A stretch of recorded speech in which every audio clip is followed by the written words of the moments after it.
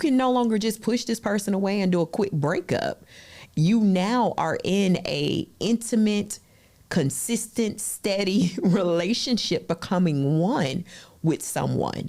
And so all of the things that you were hiding, or could rather hide when you were dating, you can no longer hide. They're now exposed and amplified, and they're bigger, and they're coming to life.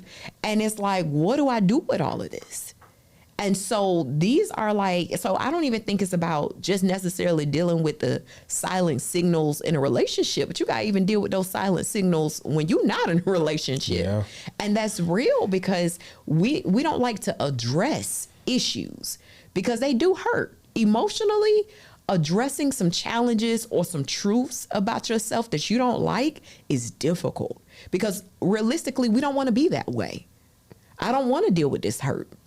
I don't want to be labeled with this type of hurt. I should be bigger or better than this. I should know better. I should be stronger.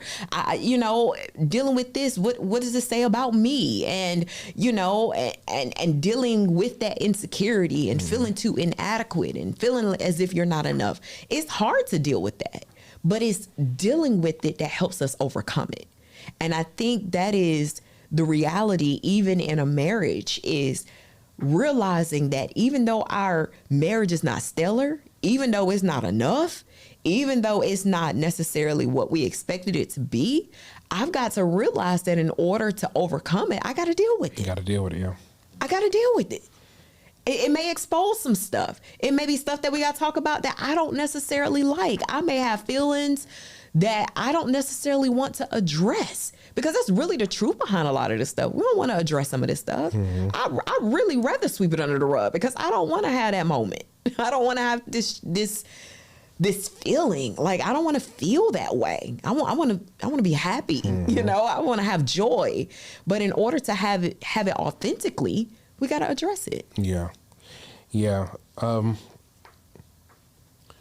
Thinking about the years, you said something earlier, how everything had become transactional with us. And going back to that, whenever you start feeling like you're roommates, that's definitely a silent signal.